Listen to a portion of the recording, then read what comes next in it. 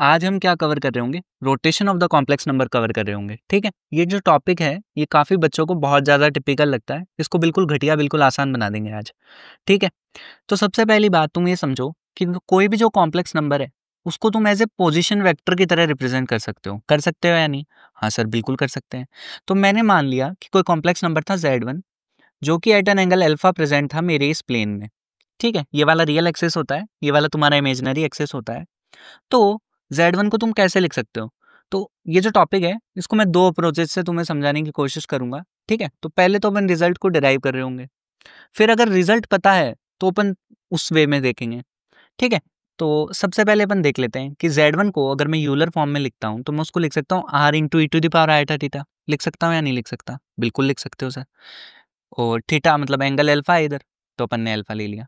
अब R जो है वो क्या है, बेसिकली Z1 की लेंथ है। तो Z1 की लेंथ को अगर मैं मॉड Z1 लिख दूँ तो कोई दिक्कत तो नहीं होगी? हाँ सर, बिल्कुल नहीं होगी, लिख दीजिए। तो ये है तुम्हारा Z1 बेसिकली।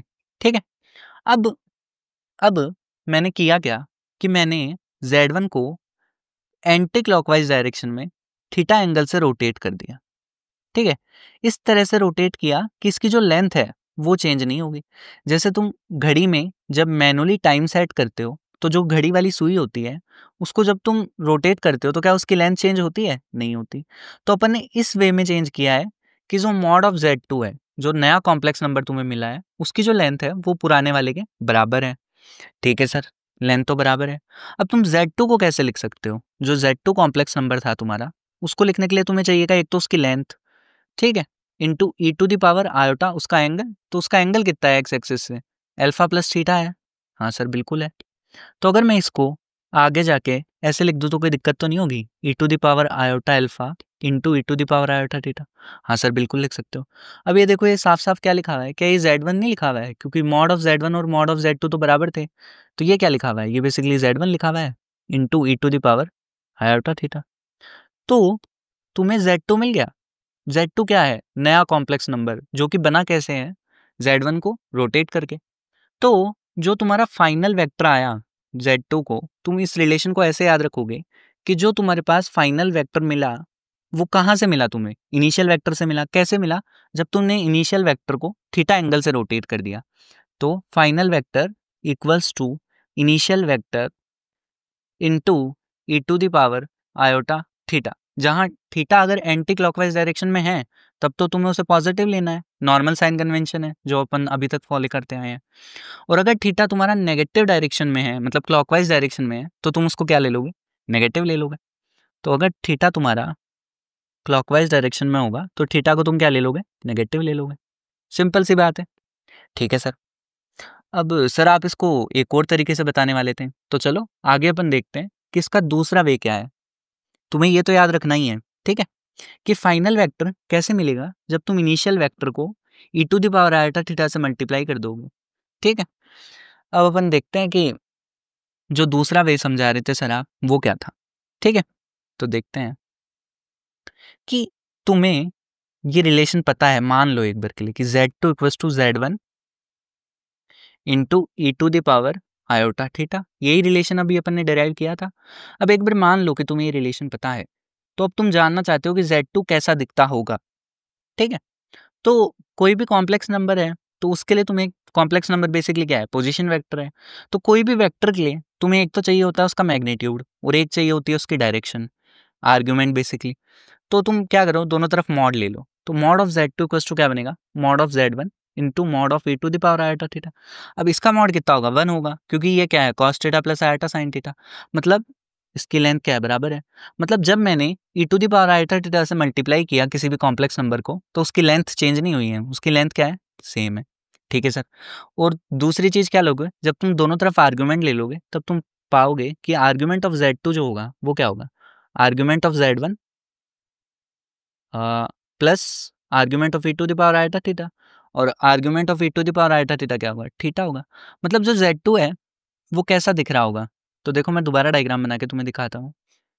ठीक है, तो अगर ये मेरा Z1 था तो Z2 कैसा दिख रहा होगा कि मैंने, उसकी लेंथ तो सेम आई होगी, जो Z1 की है वही लेंथ आई होगी Z2 की भी, यहाँ से पता चला अपने को। और जो Z2 है वो थीटा एंगल प्लस में है, मतलब एंटी क्लॉकवाइज डायरेक्शन में तुम्हें Z2 मिला होगा, खत्म हो गया। ठीक है, तो ये वाला जो रिलेशन है ये तुम्हें याद रखना है कि जो तुम्हारा फाइनल वेक्टर होगा वो तुम्हें मिलेगा कैसे, जब तुमने इनिशियल वेक्टर को इससे मल्टीप्लाई कर दिया तब। ठीक है, e टू द पावर आया था थीटा से। और अगर ये थीटा क्लॉकवाइज में होगा तो तुम इसको क्या ले लोगे, नेगेटिव ले लोगे। समझ गए होंगे बात को। देखो इस पे अपन एग्जांपल्स करेंगे तो तुम्हें और अच्छे से क्या हो जाएगी, क्लैरिटी हो जाएगी। तो ये वाला जो केस है इसमें अपन क्या कर रहे होंगे कि जो पहले अपन ने रोटेशन परफॉर्म किया था उसमें क्या बात थी, उसमें ये था कि जो अपना ओल्ड वेक्टर था और जो न्यू वेक्टर था उन दोनों का मैग्नीट्यूड क्या था, बराबर था। मैग्नीट्यूड बराबर था मतलब उन दोनों की लेंथ क्या थी, बराबर थी। बट अब इस केस में क्या हो रहा है, इस केस में मैग्नीट्यूड भी चेंज हो रहा है। ठीक है सर, अब अगर तुमने वेक्टर पढ़ा होगा तो जो तुम्हारा पहला वाला रिजल्ट था वो क्या था, अगर मैं पहले उसको लिख दूं एक बार, वो था Z2 equals to Z1 into e to the power आया था थीटा। यही था कि जो मेरा नया वाला वेक्टर होगा वो मुझ पुराने वाले को अगर मैं ई टू द पावर आया थीटा से मल्टीप्लाई कर दूंगा तब मिल जाएगा। बट ये रिजल्ट वैलिड कब था, ये वाला रिजल्ट वैलिड तब था जब Z2 और Z1 क्या थे, बराबर थे। तो तुम्हें क्या बनाना पड़ेगा, इन दोनों को बराबर बनाने के लिए तुम्हें इन दोनों से मॉड से क्या करना पड़ेगा, डिवाइड करना पड़ेगा। बेसिकली यूनिट वेक्टर बनाना पड़ेगा। अब अगर तुमने वेक्टर पढ़ा है तो तुम्हें इसका हिंट लग रहा होगा कि मैंने क्या किया, मैंने एक यूनिट वेक्टर ले लिया इस डायरेक्शन में और फिर एक यूनिट वेक्टर ले लिया इस डायरेक्शन में। तो इस वाले यूनिट वेक्टर को थीटा एंगल से रोटेट कर दिया तो मुझे ये वाला वेक्टर मिल जाएगा। तो समझ गए होंगे बात को। ठीक है, तो देखो अपन एक और केस देख लेते हैं। अब ये वाला जो केस होगा नया अपना, ये होगा मोस्ट जनरलाइज्ड। ठीक है, तो इसमें क्या होगा कि जो अपन ने अभी तक रोटेशन कर रहे थे वो अबाउट ओरिजिन कर रहे थे। अब यहाँ अपन क्या करेंगे कि about a particular point upon rotation करेंगे, कि एक पर्टिकुलर पॉइंट होगा उसके अपन अबाउट रोटेशन परफॉर्म करेंगे। और होगा क्या कि जो मैग्नीट्यूड हो रहा होगा वो भी अपना क्या हो रहा होगा, चेंज हो रहा होगा। तो लेट्स से तुम्हारा ये वेक्टर था, ठीक है, इसको तुमने यूं रोटेट कर दिया थीटा एंगल से। ठीक है, तो अगर मैं इस पॉइंट को बोल दूं कि लेट्स से ये वाला पॉइंट तुम्हारा Z2 था, ये वाला Z1 था और ये वाला Z3 था, तो ये तुम्हारा था ओल्ड वेक्टर, ये आ गया तुम्हारा न्यू वेक्टर। ठीक है, अब तुम्हें वेक्टर को लिखना आना चाहिए। तो वेक्टर को कैसे लिखते हैं, हेड माइनस टेल से लिखते हैं। ये वेक्टर में पढ़ा होता है अपन ने, और अगर नहीं पढ़ा है तो जान लो कैसे लिखते हैं, हेड माइनस टेल से। इस वाले वेक्टर को तुम कैसे रिप्रेजेंट कर सकते हो, Z1 माइनस Z2। इस वाले को रिप्रेजेंट कर सकते हो Z3 माइनस Z2। ध्यान रखना इसमें कि ये जो कॉमन पॉइंट होगा जिसके अबाउट तुम रोटेशन परफॉर्म कर रहे होंगे उसको हमेशा बाद में लिखना। ठीक है, ये वाली चीज़ तुम जब क्वेश्चन करोगे तब तुम्हें ज़्यादा बेटर समझ आएगी। तो अब तुम करोगे क्या कि अगर लेट से मैं मान लेता हूँ एक बार के लिए कि इन दोनों का अगर मैग्नीट्यूड बराबर होता तो मेरा जो न्यू वेक्टर है Z3 माइनस Z2 वो मुझे मिल जाता ओल्ड वेक्टर को अगर मैं ई टू द पावर आया थीटा से मल्टीप्लाई कर देता। बट इनका मैग्नीट्यूड तो बराबर नहीं है, तो क्या करो, जैसे जहाँ यहाँ यूनिट बनाया था वैसे ही यहाँ भी इन दोनों को क्या बना दो, यूनिट बना दो, सिंपल। तो मैंने यहाँ भी इन दोनों को क्या बना दिया, यूनिट बना दिया। समझ गए होंगे बात को। ठीक है, अब यहाँ से तुम्हें ये जो वेक्टर होगा इसको इधर भेजोगे तो मिल जाएगा। तो रिजल्ट याद रखने की क्या नहीं जरूरत है नहीं। तो तुम्हें रिजल्ट कौन सा याद रखना है, केवल एक रिजल्ट याद रखना है कि जो तुम्हारा न्यू वेक्टर आता है वो कैसे आता है, वो आता है old vector into e to the power iota theta से। और ये होल्ड कब होता है, ये रिजल्ट जब होल्ड होता है जब उन दोनों का मैग्नीट्यूड बराबर होता है। तो तुम क्या करोगे, अगर तुम्हें नहीं पता है तो हर बार क्या करो, मॉड से डिवाइड कर दो। ठीक है, सेफ खेलो। समझ गए होंगे बात को। अब अपन देख लेते हैं एक और हल्का सा रिजल्ट है, मतलब रिजल्ट नहीं है, स्पेशल केस है जो कि बहुत आसान सा है ना।